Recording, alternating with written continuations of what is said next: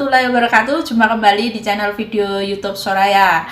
Gimana kabarnya buat kalian semua? Semoga sehat selalu, masih dalam lindungan Allah Subhanahu wa Ta'ala ya. Dan sekarang cuaca yang ada di Taiwan itu mulai perubahan musim dingin ya. Jadi bajunya itu agak sedikit tebal gitu, karena hari ini itu hujan rintik-rintik dari semalam belum selesai. Dan sekarang itu channel Soraya sedikit berbagi informasi penting ya buat calon BMI yang mau ke Taiwan, yang mau proses ke Taiwan, yang sudah ada di PT. Nah, sekarang itu beritanya di sini udah resmi, Taiwan stop penerimaan pekerja migran Indonesia mulai tanggal 4 Desember 2020 hingga 17 Desember. Jika tak ada perubahan akan diperpanjang. Jadi di Taiwan tutup sementara ya, karena banyaknya pengiriman TKI para migran yang dari Indonesia dikirim ke Taiwan itu sudah sangat banyak sekali. Dan nyampe Taiwan itu kebanyakan dari PT itu ada yang terkena COVID-19 ya. Jadi untuk kali ini sementara ditutup, bila ada bila ada perubahan gitu ya bisa diperpanjang itu. Dan di sini tuh beritanya sudah diumumkan di TV Taiwan ya. Dan beritanya itu jumlah pasien positif dari Indonesia di Taiwan itu terus bertambah ya. Hal ini membuat Taiwan khawatir akan penyebaran COVID-19 semakin menjadi-jadi dan semakin banyak gitu ya. Untuk menanggulangi hal ini, pemerintah Taiwan resmi menutup pengiriman TKI Taiwan mulai 4 Desember 2020. Nanti hari Jumat ya mulai ditutup. Ketok palu dok. Dan buat para BMI yang ada di Indonesia yang sudah proses di PT, harap sabar ya, mungkin bisa pindah tujuan Singapura, Malaysia, mungkin Hong Kong masih terbuka gitu. Kalau di Taiwan sudah resmi ditutup sementara. Dan penutupan ini hanya bersifat sementara hingga tanggal 17 Desember 2020. Setelah itu masih menunggu keputusan selanjutnya ya, tergantung perkembangan COVID-19. Apalagi sekarang di Taiwan itu udah cuacanya semakin pergantian cuaca itu dingin gitu. Jadi ya itu solusinya sementara ditutup gitu. Dan di sini ada Komandan Chen Xinghong hari ini mengumumkan bahwa hal ini untuk menjaga keamanan pencegahan epidemi di Taiwan dan mengurangi kasus imigrasi pekerja migran Indonesia dari luar negeri ya. Terus selanjutnya tergantung pada situasi epidemi di Indonesia nanti ya. Pada tanggal 18 Desember cek akan mengevaluasi ya, apakah jumlah kedatangan PMI setiap minggunya akan dikurangi setengah atau tidak gitu. Dan menurut statistik Kementerian Tenaga Kerja terhitung sejak 17 Maret tahun ini ya, pekerja migran harus dikarantina selama 14 hari. Jadi baru terbang dari Indonesia menuju sampai di Taiwan gitu 14 hari di karantina. Dan biayanya sekarang itu ditanggung calon bos kita alias majikan kita ya. Dan jumlah pekerja migran Indonesia yang masuk sebanyak 7.279, di antara 5.437 di bidang kesejahteraan sosial dan 1.842 di industri.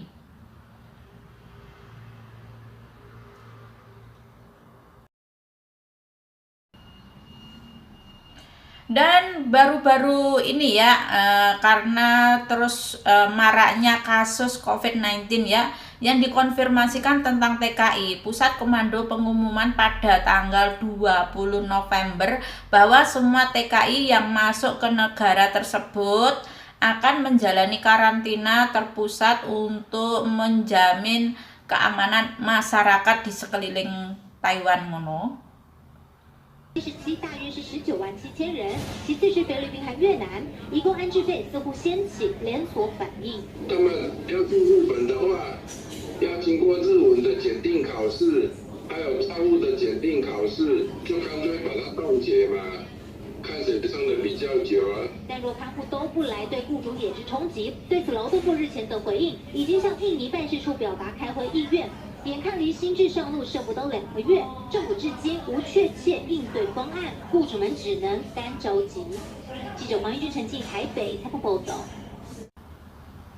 Nah, selain itu terlepasnya apakah visanya sudah turun apa belum? Jadi untuk sementara penerbangannya itu ditunda ya.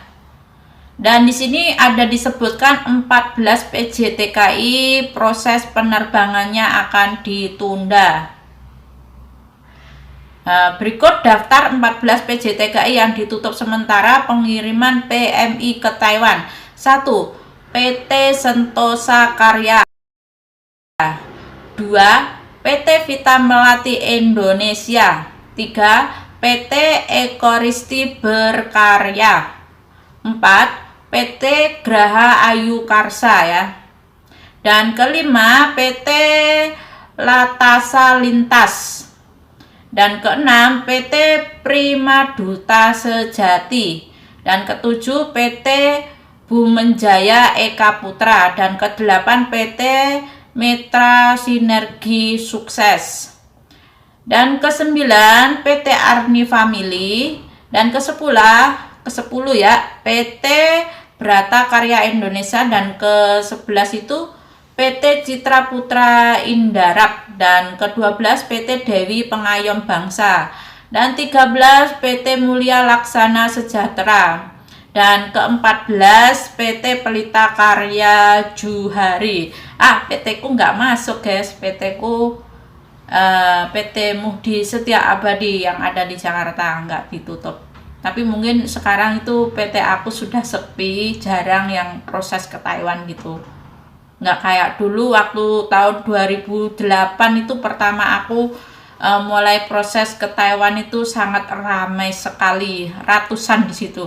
Dan akunya non itu belajar itu ada 2 lause gitu ya di PT aku itu. Banyak pagi mulai standby itu belajar jam 7:30 sampai siang jam 12, istirahat siang, makan, terus sholat duhur. Setelah itu mulai lagi belajar 11:30 gitu ya. Sampai sore jam 4, ramai sekali. Dari makannya ngantri, mandinya ngantri, semuanya serba ngantri gitu ya. Terus lambat launnya di PT aku tuh semakin sepi karena banyak juga di kampung-kampung juga banyak yang buka PT-PT yang pengiriman tenaga kerja gitu. Oke guys, kami akhirin video aku hari ini. Jangan lupa bantu like, komen, dan subscribe biar akunya juga tetap semangat selalu bikin konten ya.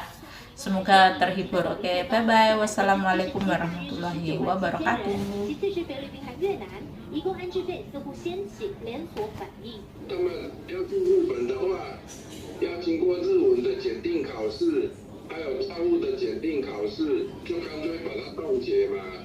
看谁上的比较久啊。但若看护都不来，对雇主也是冲击。对此，劳动部日前的回应，已经向印尼办事处表达开会意愿。眼看离新制上路剩不到2个月，政府至今无确切应对方案，雇主们只能干着急。记者黄玉君、陈记台北采访报道。